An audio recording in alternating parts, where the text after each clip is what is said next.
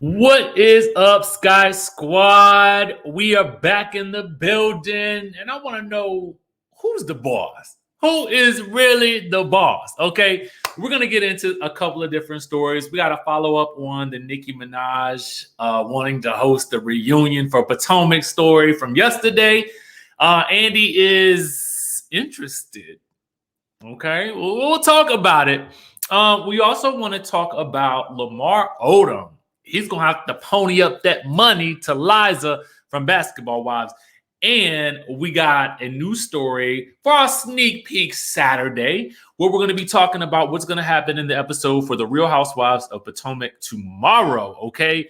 The headline on BravoTV.com says Mia lets Gizelle know who's the boss. Okay. So we're going to get into that. But before we do that, make sure you guys hit that subscribe button down below, hit that notification bell button, and join the texting community. The number is right here along the bottom. You guys can text me, and then I will be able to send you guys text messages to let you know exactly when a new video drops. Now, with that out of the way, let's get down to the news. Okay, first things first. I told y'all yesterday about how, Nicki Minaj had then posted that promo for Potomac that was featuring an interpolation of her hit Moment for Life, okay? But they changed it to Potomac for Life. So she actually reposted it on her page and was indicating that she was interested in hosting the reunion. And so yesterday when I was talking about it, I was like, oh, she's just joking. And I'm sure there is still a little bit of levity to it, but the plot thickens, okay? Because Andy Cohen has gotten involved as well. So let's get into it. Our friends over at OMFG Reality TV. Guys, make sure you guys are giving them a follow because that's my boo over there. So, I got to support the page. So anyway, Nicki had posted this in her stories. It's apparently a text message between herself and her publicist, where her publicist, it looks to be saying, allegedly, I have to say allegedly, all content is alleged, okay? That Andy Cohen said he would gladly give up his seat to have you host the Potomac reunion. It tapes around October. So at least we know also too, y'all, now we have a date for the Potomac reunion. It's not a specific date, so to speak, but it is a timeline, okay? And I pretty much figured it would be October anyway, because with this season starting in July, last season started in August, and so last season's reunion filmed around November. It only makes sense that this season's reunion would film in October to air in late November, okay? So anyway, it looks like Nicki's response allegedly is OMFG, please stop, what the F? And then he says, would be really funny moment. I like this idea. She says, yes, I want to do it. Okay, getting details. So it looks like things are getting serious, right? This is kind of crazy, right? This is kind of crazy. So then she says, don't move. And this is on her IG story. Don't move. Everybody binge watch all the episodes because we finna get into some things, hunty. My questions will be well thought out too, mixed with funny and epic, of course. And Barbs, please don't send me a million comments about the album. And Doc, child, just let me have my moment. Because, she's working on an album and a documentary, okay? She says, we're almost there. Promise, not lying this time. I love you. Hashtag Real Housewives of Potomac. Hashtag Bravo Andy. Hashtag Watch What Happens Live. And then hashtag the Carosa. So I'm assuming that maybe somebody either in her camp or connect. I don't really know who that is. So I want to go back to something because the publicist said Andy Cohen said he would gladly give up his seat to have you host the reunion. I mean, it sounds like this is a legitimate conversation that's actually happening, right? So then Bravo Andy tweeted this. Well, Andy Cohen tweeted this based on what we have here from OMFG Reality TV. He says he reposted what Nicki posted and he said, Nicki is not playing. Now, if you go over to Andy Cohen's page, like right now, when I just went recently, I didn't see that post. So maybe he took it down. I'm not really sure what happened to it. Or maybe I just didn't see it. I don't really know.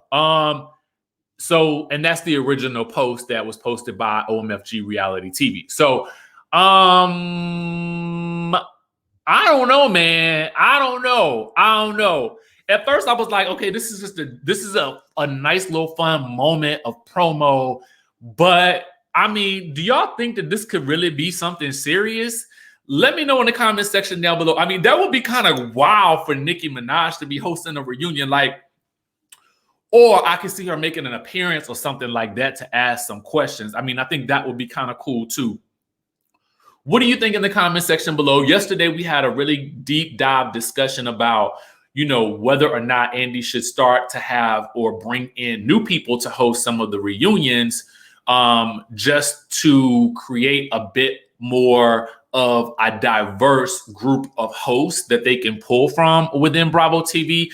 I honestly think that's a great idea, but you can check out yesterday's video for more on that. Let me know what your thoughts are about this thing, because it looks like it could be heating up. You know what I'm saying? Or it's just a lot of fun banter because it's going to be promoting the new episode that's coming up, which looks to be juicy. And we're going to get into that in just 1 second. Best believe this episode is going to... Listen, Potomac ain't been disappointed, and we're going to get into exactly what's going on in this coming up episode. But before we get there, I want to take a slight little diversion, and I want to head over to our friends over at Hollywood Unlocked. Now, I first saw this. I'm going to go ahead and tell you the tea, and let's make sure we like the post and show some support.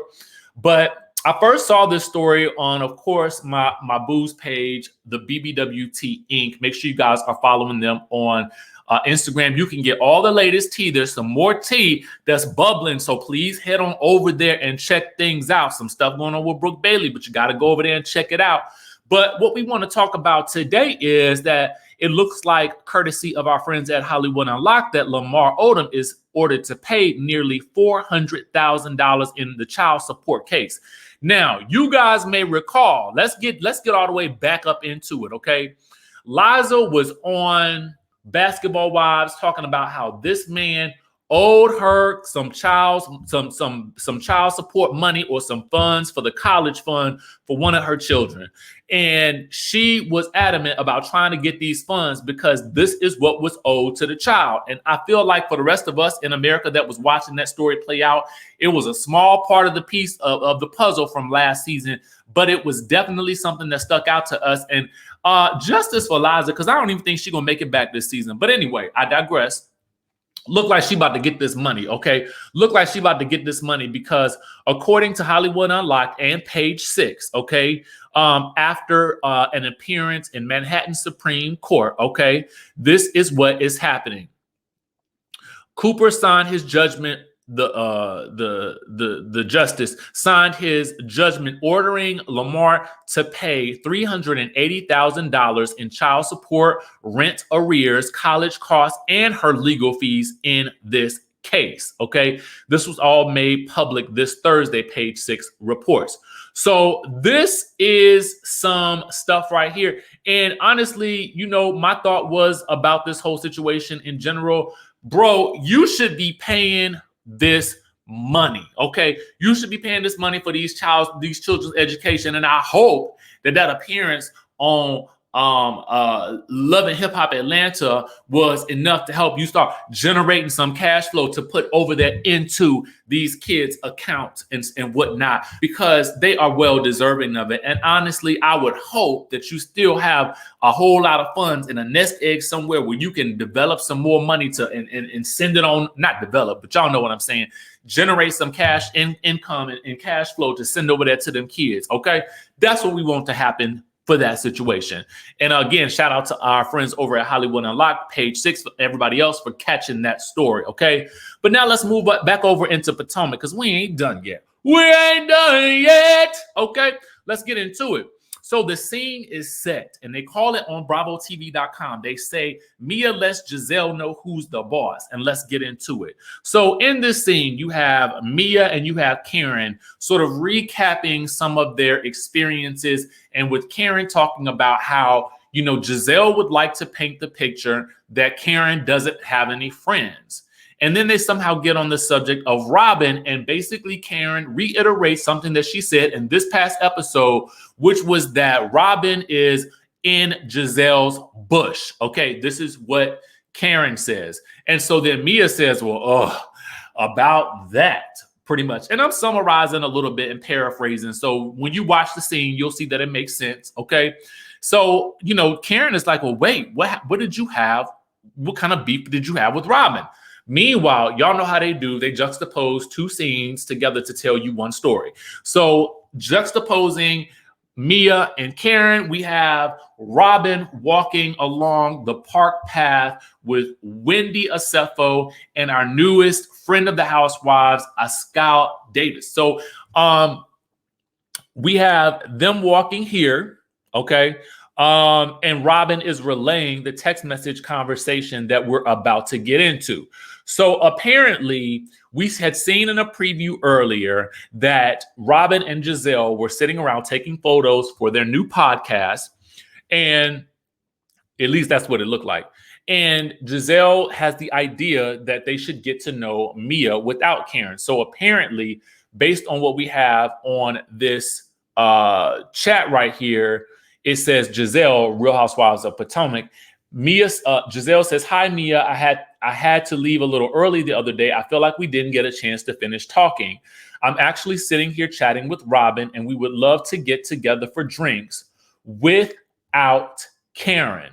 So at this point, Mia and Karen, as Mia is relaying the story, Mia and Karen starts to cackling. And Mia is basically like, Gizelle was trying to set the tone for how we were going to be operating and moving going forward. And basically from the preview that we saw, she says to Karen, "You're not going to tell me who I can and cannot bring to lunch." So here is her response to Gizelle, okay? So she responds with this: "Hi, Gizelle. Unless you want to discuss business, there's nothing I have time to talk to you about. Would you like for me to connect you with my assistant to pencil you in this week?" So apparently she caught the shade, okay? And then Robyn responds with, "Hi, Mia. I'm quite taken aback by your rude response."